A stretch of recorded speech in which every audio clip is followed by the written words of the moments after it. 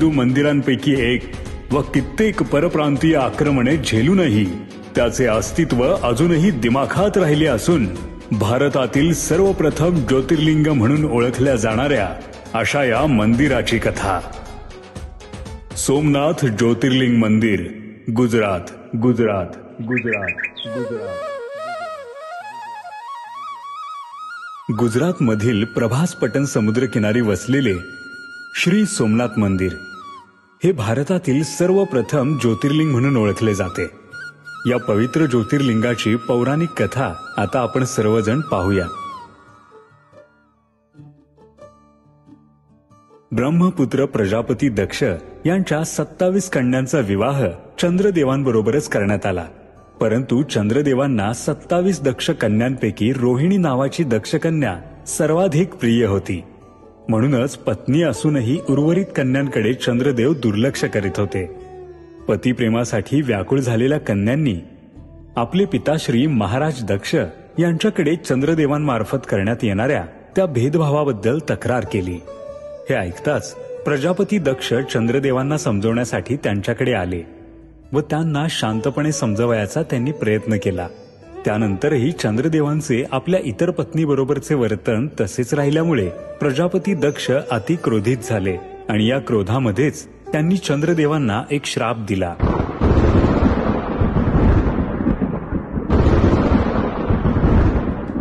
हे चंद्रदेव, आम्ही तुम्हाला इतके शांततेने समजवण्याचा प्रयत्न केला, परंतु रोहिणी सोडता आमच्या इतर कन्यांबद्दलचे तुमचे भेदभावी वर्तन बदलले नाही आणि याची शिक्षा म्हणून आम्ही श्राप देतो की आज या क्षणापासून तुमचे तेज कमी होईल.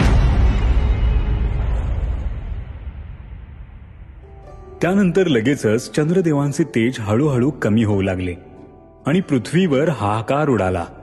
सर्वत्र गुहांप्रलय येण्याचे संकेत दिसू लागले. हे देवी देवतांना समजताच त्यांनी चंद्रदेवांना या श्रापातून मुक्ती मिळावी यासाठी ब्रह्मदेवांकडे जाण्याचे चंद्रदेवांना सुचवले. आता चंद्रदेव ब्रह्मदेवांकडे आले. झालेला सर्व प्रसंग त्यांनी ब्रह्मदेवांना सांगितला. त्याच्यावर ब्रह्मदेव म्हणाले, हे चंद्रदेव, दक्ष निश्चयाला मी देखील बदलू शकत नाही. या श्रापातून मुक्ती मिळवण्यासाठी अज्ञात स्थळी जाऊन महामृत्युंजय मंत्राचा जप करावा. यानंतर भगवान महादेव प्रसन्न होतील आणि यावर उपाय सुचवतील.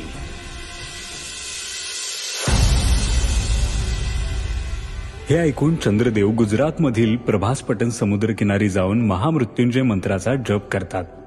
महामृत्युंजय मंत्रावर प्रसन्न होऊन भगवान शंकर चंद्रदेवांसमोर प्रकट होतात आणि चंद्रदेवांना वर मागण्यास सांगतात.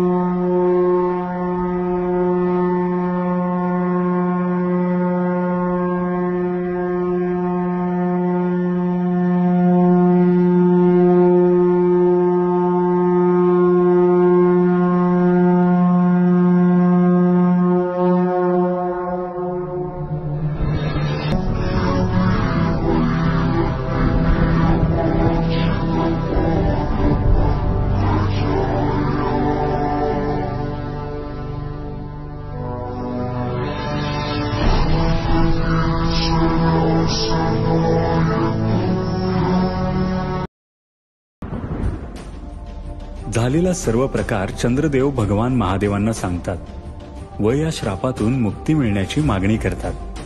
त्यावर भगवान महादेव म्हणतात की दक्षच्या मुखातून बाहेर पडलेल्या श्रापाला कोणीही थांबवू शकत नाही, परंतु या श्रापावर एक उपाय म्हणून मी तुला एक वरदान देतो. दरमहा 15 दिवसांनी तुझे हे तेज कमी होईल व पुढच्या 15 दिवसांनी तुझे हे तेज वाढू लागेल. वरदान मिळताच चंद्रदेवांना श्रापातून मुक्ती मिळते आणि पृथ्वीवरील जीवन देखील सुरळीतपणे चालू राहते. त्यानंतर चंद्रदेव भगवान महादेवांना येथे स्थापन होण्यासाठी विनंती करतात. त्यावर भगवान शंकर त्याच ठिकाणी लिंग स्वरूपात विराजमान होतात. चंद्राला दुसरे नाव सोम असेही आहे आणि महादेवांना नाथ, म्हणूनच एकत्रितपणे या ज्योतिर्लिंगाला सोमनाथ ज्योतिर्लिंग असे संबोधले जाऊ लागले. मंडळी, चंद्राच्या ज्या अवस्थेला आपण पौर्णिमा आणि अमावस्या म्हणतो, याचा अर्थ या पौराणिक कथेमध्ये आपल्याला दिसून येतो. आता आपण या रहस्यमय मंदिराविषयीच्या ऐतिहासिक व रहस्यमय घटना पाहूयात.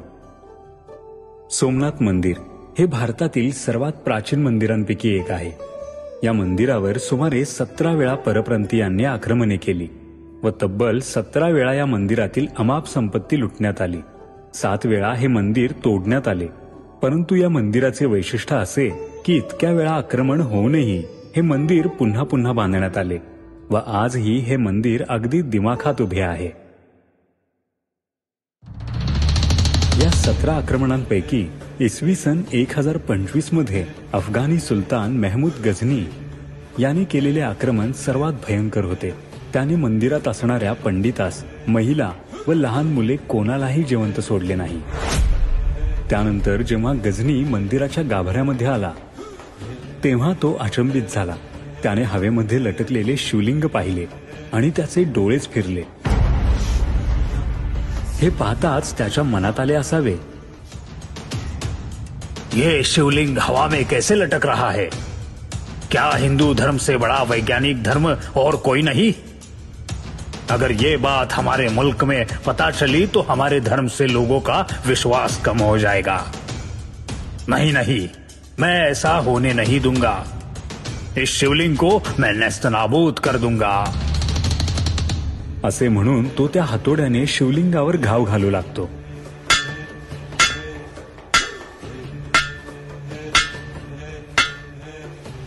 पण ते शिवलिंग जागेवरून काही हलत नाही.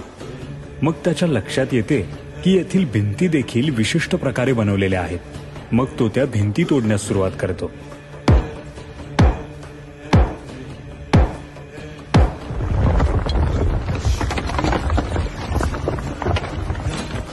भिंतीचा काही भाग तुटताच ते शिवलिंग हळूहळू खाली येऊ लागते आणि जमिनीवर येऊन थांबते.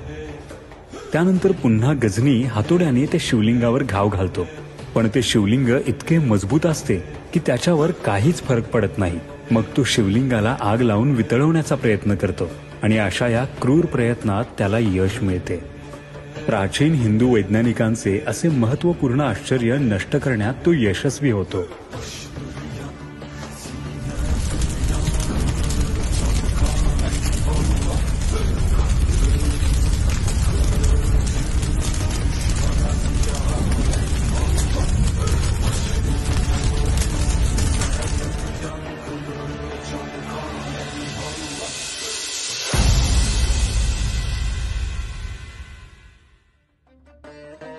आज आपण जे शिवलिंग मंदिरामध्ये पाहतो ते या आक्रमणानंतर बसवण्यात आलेले आहे. आता आपण या शिवलिंगाविषयीचे विज्ञान पाहूयात.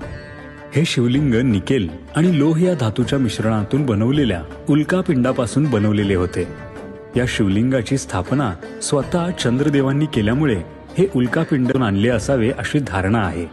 मंडळी, चुंबकीय प्रमेय आपल्या सर्वांनाच माहिती आहे की एक चुंबक दुसऱ्या चुंबकाला अस्थिर करतोच. परंतु आपल्या प्राचीन हिंदू वैज्ञानिकांनी या प्रमेयाला मागे सारून असे काही करून दाखवले की संपूर्ण जग आश्चर्याने पाहू लागले. त्यांनी सामान्य चुंबकाबरोबर बिस्मथ धातूंचा वापर करून त्या शिवलिंगाभोवतीच्या भिंती बनवल्या. सामान्य चुंबक आणि बिस्मथ धातू सोबत बनवलेले चुंबक यांच्यापासून तयार झालेल्या चुंबकीय आकर्षणामुळे हे शिवलिंग हवेमध्ये तरंगू लागले. अशा रीतीने चुंबकीय प्रमेयाला मागे सारून ना भूतो ना भविष्यती असे काही त्यांनी करून दाखवले. या मंदिराच्या न संपणाऱ्या आश्चर्यांपैकी एक आश्चर्य म्हणजे मंदिराच्या पूर्वेकडे असलेले बाणस्तंभ. या बाणस्तंभावर एक बाण समुद्राच्या दिशेने दाखवण्यात आलेला आहे व खाली आ समुद्रात दक्षिण ध्रुवापर्यंत अबाधित ज्योतिर्मार्ग असे लिहिले आहे. याचा अर्थ या स्थानापासून बाणाची दिशा दाखवली आहे की ते म्हणजे दक्षिण ध्रुवापर्यंत समुद्रामध्ये एकही जमिनीचा भाग नाही. त्या काळी कोणतेही तंत्रज्ञान नसताना हे कसे लक्षात आले असेल हे एक मोठे आश्चर्यच आहे. यावरून असे समजते की आपले प्राचीन वैज्ञानिक किती श्रेष्ठ होते. याच सोमनाथ मंदिरावर सुमारे 17 वेळा परकीय आक्रमणे झाली. परंतु प्रत्येक वेळी हे मंदिर पुन्हा नव्याने उभारण्यात आले. जेव्हा 1947 रोजी आपला भारत देश स्वतंत्र झाला तेव्हा सरदार वल्लभभाई पटेल यांनी मंदिराच्या जीर्णोद्धारामध्ये महत्वाची भूमिका घेतली. आज सोमनाथ मंदिर फक्त मंदिर नाही तर ते आपल्या धर्माचे व संस्कृतीचे एक प्रतीक आहे. अशा या सोमनाथ मंदिराच्या गर्भगृहाची एक हुबेहूब प्रतिकृती आपणासमोर सादर करीत आहोत.